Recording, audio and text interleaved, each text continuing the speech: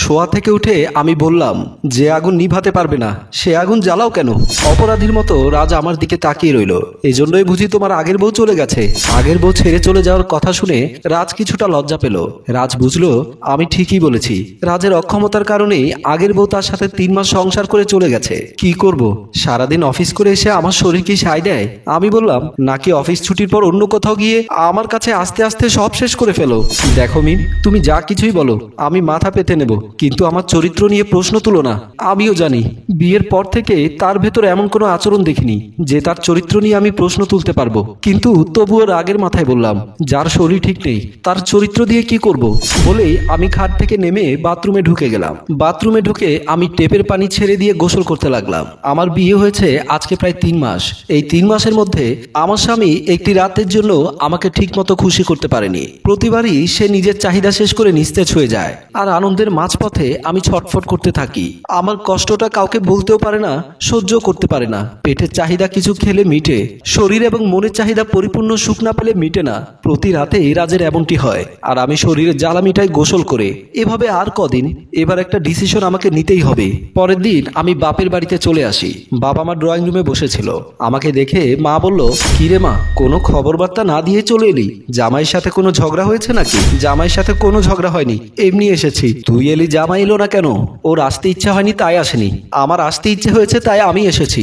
এত কৈফিয়ত দিতে হবে জানলে আসতাম না। এই বলে ড্রয়িং রুম থেকে সোজা আমি ভাবির রুমের দিকে চলে গেলাম। মা বলল, নিশ্চয় জামাইয়ের সাথে ঝগড়া করে চলে এসেছে। আচ্ছা ঠিক আছে, আমি রাজকে ফোন করে দেখব। ভাবির রুমে গিয়ে দেখি ভাবি কার সাথে মোবাইলে কথা বলছিল। আমি ভাবির সাথে কোনো কথা না বলে ভাবির পাশে বসে রইলাম। ভাবি মোবাইলের লাইন কেটে আমাকে বলল, কখন এসেছো? একটু আগে। কোনো খবর বার্তা না দিয়ে চলে এলে? ভাবি, এই প্রশ্ন শুনতে শুনতে আমি বোর হয়ে গেছি। বাবার বাড়িতে মেয়ে আসবে, খবর বার্তা দিতে হবে কেন? না সেটাও ঠিক, তবুও তুমি খবর বার্তা দিলে একটু আলাদাভাবে তোমার জন্য কিছু করতাম আর কি। আলাদাভাবে যদি কিছু করতে চাও তবে রাজের থেকে আমাকে ডিভোর্স নিয়ে দাও। আমার মুখে এমন কথা শুনে ভাবি আমার দিকে তাকিয়ে রইল। মনে হচ্ছে ভাবি যেন ভূত দেখেছে। আমি বললাম, কি হলো, এভাবে তাকিয়ে আছো কেন? তুমি হঠাৎ এই কথা বলছো কেন? বলো তো ভাবি, তুমি কি তোমার বাপের বাড়িতে খেতে না পেরে আমার ভাইকে বিয়ে করেছো? ভাবি বলল, না, আমিও কি আমার বাপের বাড়িতে খেতে না পেরে রাজকে বিয়ে করেছিলাম। সে ডিভোর্সি জানার পরেও তাকে আমি বিয়ে করতে রাজি হয়েছিলাম। এখন সমস্যা কি? আমি ভাবিকে কথাটা বলতে এক বিন্দুও দ্বিধাবোধ করলাম না। প্রতি রাতে জ্বলার চাইতে একবার লাজ লজ্জার মাথা খাওয়াই ভালো। আমি বললাম, সে অক্ষম মানে? ভাবির প্রশ্নটা শুনে আমার মাথা আরো গরম হয়ে গেল। বললাম, তুমি কি বাচ্চাগুলো মুখ দিয়ে প্রসব করেছো? পুরুষের অক্ষমতা মানে বোঝো না? এবার ভাবি হাসতে লাগলো। ভাবির হাসি দেখে আমার আরো বেশি রাগ হচ্ছে। আমি বললাম, এভাবে হাসছো কেন? এখানে হাসির কি পেয়েছো? আধুনিক যুগে এসে যদি বলো স্বামী অক্ষম দুর্বল, তাহলে আমি না হেসে কি করব? শোনো, তোমাকে তোমার ভাইয়ের কথা বলি। বিয়ের প্রথম তোমার ভাই ওরকমই ছিল। ভাবির মুখে এমন কথা শুনে আমার মনে হলো পৃথিবীর সব মেয়েরা কি একই সমস্যায় ভোগে? তবুও ভাবির কাছে জানতে চাইলাম, সমস্যার সমাধান হলো কিভাবে? ডাক্তারই সমস্যার সমাধান করেছে।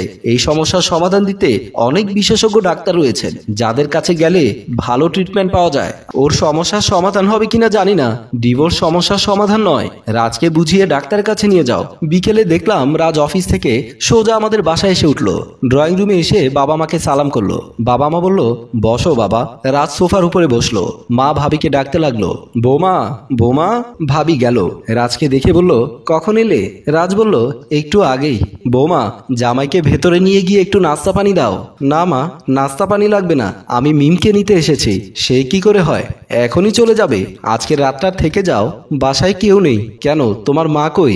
মা আমার বোনের বাড়িতে গেছে, তাই পুরো ঘর খালি। থাক, এক রাতের জন্য এমন কিছুই হবে না। রাজ বলল, তবুও। সাথে সাথে ভাবি বলল, মুরব্বীদের কথা অগ্রাহ্য করে যাওয়া ঠিক হবে না। আজ রাতটা থাকো, কাল সকালে মিমকে নিয়ে যেও। রাজ আর শ্বশুর শাশুড়ির কথা ফেলতে পারলো না। ভাবির সাথে ডাইনিং রুমের দিকে চলে গেল। রাতে খাওয়া দাওয়া করে আমি রুমে আসলাম। দেখলাম রাজ খাটের উপর আমার জন্য ওয়েট করছে। আমি রাজের পাশে থেকে বালিশ এবং একটা বেডশিট নিয়ে আর একটা কম্বল নিয়ে ফ্লোরে বিছানা করতে লাগলাম। রাজ অবাক হয়ে আমার দিকে তাকিয়ে আছে, তাকে পাত্তাও দিলাম না।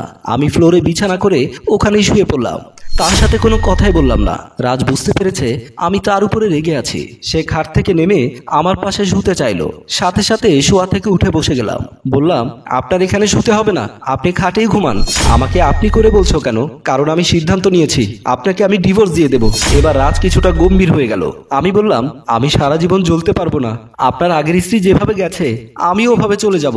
আপনার কাছ থেকে কাবিনের টাকা দাবি করব না। আপনি ওই টাকা দিয়ে আরেকটা বিয়ে করে ফেলবেন, আর আপনার দেয়া গহনা সব আমি আপনাকে ফেরত দিয়ে দেব।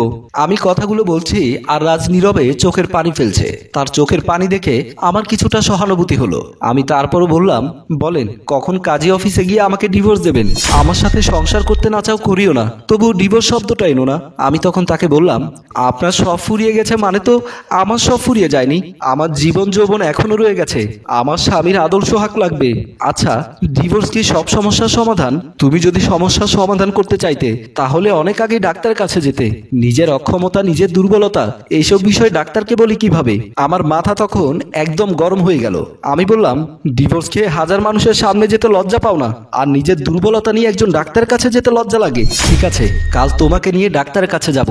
ঠিক আছে, কালকে যদি ডাক্তারের কাছে গিয়ে ব্যবস্থাপত্র নেওয়ার পরে যখন দেখব তুমি ঠিক হয়েছো, তারপর থেকে আমি তোমার সাথে ঘুমাবো। আর না হয় ততদিন আমি এভাবে একা থাকবো। তোমাকে এটা লাস্ট সুযোগ দিলাম। পরের দিন রাজ আমাকে নিয়ে ডাক্তারের কাছে গেল। ডাক্তারের কাছে গিয়ে আমি এবং রাজ ডাক্তারকে সব খুলে বললাম, আপনি দেখুন তো ডাক্তার সাহেব, উনি এই সমস্যা নিয়ে আপনাদের কাছে আসতে লজ্জা পাচ্ছে। ডাক্তার বলল, মানুষের বিভিন্ন রোগের মতো এটাও একটা রোগ, আর এই রোগের চিকিৎসাও আছে। কিন্তু দুর্ভাগ্য, আমাদের দেশের অনেকেই এই সমস্ত বিষয় নিয়ে ডাক্তারের কাছে আসতে লজ্জা পায়, তাই তারা বিষয়টা এড়িয়ে যায়, যার কারণে এখন সমাজে বেড়ে গেছে পরকীয়া এবং ডিভোর্সের ভয়াবহতা। তারপর ডাক্তার সাহেব কিছু ব্যবস্থাপত্র লিখতে লাগলো। দেখো তো, আজ আমার মনে সব খাইশ তুমি মিটিয়ে দিয়েছো। আসলে আমি এতদিন ধরে লজ্জা নিয়ে ডাক্তারের কাছে না গিয়ে বড় ভুল করেছি।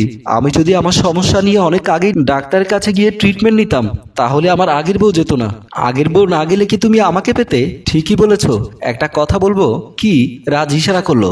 আমি বললাম, আবার? তারপর দুজন শুয়ে পড়লাম। প্রিয় ভিউয়ার্স, অক্ষমতা বা দুর্বলতা কোনো মারাত্মক সমস্যা নয়। এই রোগের চিকিৎসা রয়েছে, কিন্তু অনেক লোক ডাক্তারের কাছে বলতে লজ্জা পায় বলে এই রোগটা গোপন করে যায়, যার ফলে ওদেরকে অনেক মারাত্মক সমস্যার সম্মুখীন হতে হয়। তাই আসুন, এমন সমস্যা যাদের আছে তারা যেন ডাক্তারের কাছে গিয়ে ব্যবস্থা নেয়। আমাদের গল্প ভালো লাগলে লাইক, কমেন্ট, শেয়ার করে সবাইকে দেখার সুযোগ করে দেবেন। ধন্যবাদ।